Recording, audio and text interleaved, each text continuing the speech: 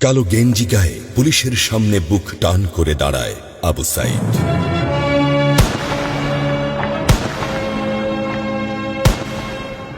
Police তাকে রক্ষা করার বদলে গুলি করে। ঠাস ঠুস কয়েকটা গুলির মধ্যে একটা গুলি লাগে তার কোমরে। খানিকটা ভাঁজ হয়ে যায় শরীর। সম্ভবত সে বুঝতে পারে নাই। ঘাড় ঘুরিয়ে কোমর দেখার চেষ্টা করে একবার, তারপর আবার আগের মতো আবার দুই হাত প্রসারিত করে সিনা টান করে দাঁড়ায়। ডান হাতে ছোট্ট একটা লাঠি। বিশ্ববিদ্যালয়ের প্রধান ফটকের পাশে বেশ কয়েকজন পুলিশ, হাতে রাইফেল, রাইফেলের তাজা গুলি, আবারও গুলির শব্দ। পরে গুলিটা কোথায় লাগলো বোঝা গেল না। তবে আবু সাইদ টলছে। পড়বে পড়বে ভাব, কিন্তু সে সোজা হয়ে দাঁড়ানোর চেষ্টা করছে। গুলি খাওয়ার আগে ফেসবুকে তার শেষ পোস্ট ছিল, যতদিন বেঁচে আছেন মেরুদণ্ড নিয়ে বাঁচুন। সেজন্যই হয়তো গুলি খাওয়ার পরও সোজা হয়ে দাঁড়াতে চাইছিল, কিন্তু পারছিল না। আবু সাইদের মেরুদণ্ড সোজা থাকলেও শরীরটা মাটির দিকে ক্রমশ ঝুলে পড়ছিল। সবুজ জামা পরা বন্ধু এগিয়ে আসে, পুলিশের গুলির ভয় ডর পাশে রেখে আবু সাইদকে ধরে। আরো দু একজন আসে, আবু সাইদকে হাসপাতালে নিতে হবে। আবু সাইদ হাঁটতে পারছে না, শরীর ছেড়ে দিচ্ছে।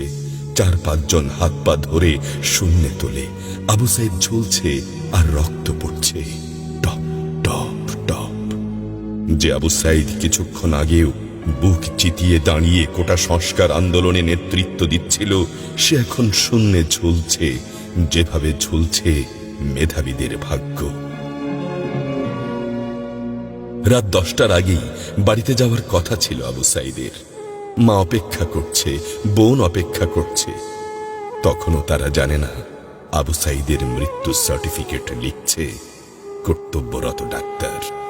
নাম আবু সাইদ, পিতা মকবুল, ঠিকানা বাবনপুর, পীরগঞ্জ, রংপুর। বয়স 25। মৃত্যু কারণ আগমনের সময় মৃত্যু। তারিখ 16/7/24, রাত 8টা 5 minute. Serial number 240434, Rangpur medical college হাসপাতাল। পরিবারের একমাত্র শিক্ষিত ছেলেটা খুন হয়ে গেছে।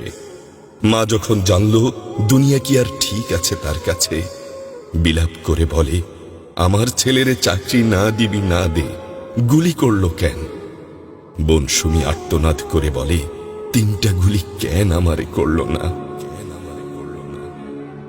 আবু সাইদ ফেসবুকে আরো লিখেছিল, যদি আজ শহীদ হই তবে আমার নিথর দেহটা রাজপথে ফেলে রাখবেন।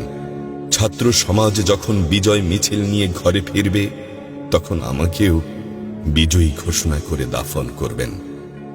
একজন পরাজিতের লাশ কখনো তার মা বাবা গ্রহণ করবে না।